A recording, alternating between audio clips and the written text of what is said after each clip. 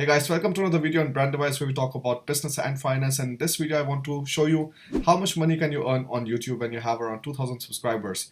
And I'm going to clear up a few myths there. So once we jump into the video, we will be going through the data and everything. And I will show you day by day how much money you can earn. One thing that is important to remember is this is not representative. So if you take a look at my other channel, which has 199,000 subscribers, there I'm earning almost the same amount of money that I'm earning on Brand Device with just 2,000 subscribers. So the first thing that you remember when you're thinking about doing YouTube is that big number of subscribers doesn't equate to a lot of money.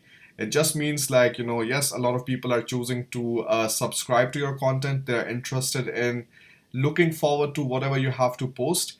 But that's just it. Now the number of views that you get on one video define what kind of revenue that you're going to generate, and also what kind of companies are putting ads in front of it. So the money that you generate per 1,000 views on any single video, then you would generally come up with these figures that insurance companies are willing to pay the most amount of money in ads to acquire one new customer. So of course, if you make a video about insurance or something, that is going to run better. If you make a video on the other hand about minimalism or something, then of course that video is going to get lesser ad revenue, because no company wants to maybe want to just cater to people who just want to spend less or something. But again, if you're financially smart, you're already having that kind of rationale that you understand, okay, is this thing worth my money or not? So let me quickly show you. So if you see here, you see that in the last 28 days, I've earned 281 euros from YouTube, and I get an average of around 1,000 views a day, which is again not a lot, but still I think it is good enough for a channel this size and for a niche this small, because the number of people who are living in Germany and who are interested in finance and who speak English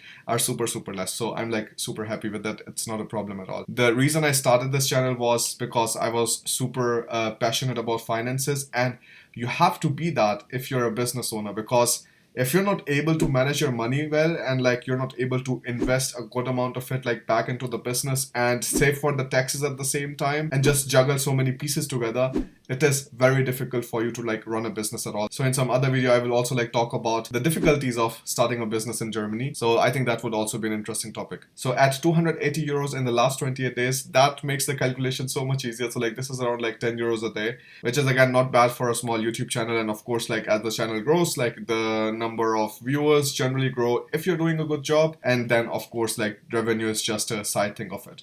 Anybody who wants to start a YouTube and is looking for advice, let me just give you one. And that is whenever you're interested in talking about a particular topic and you're interested in it too often, you talk about that topic with your friends a lot and everything. I think that's a good enough time to kind of start a YouTube channel about it and just share the thoughts with the entire internet, so that maybe people who like the things that you say, they are going to be in a community, they're going to contribute to your content and going to give feedback to you. So all of this is a nice learning experience.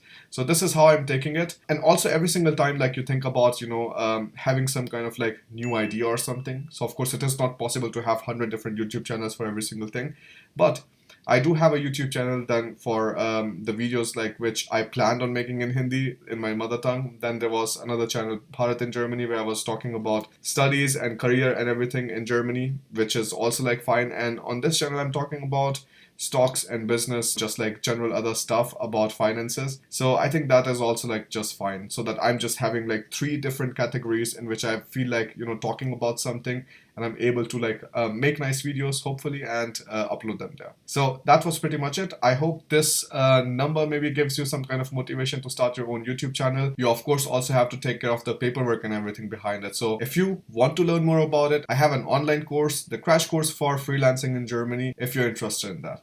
Thank you so much for watching this video, and I'll see you in the next one. Bye.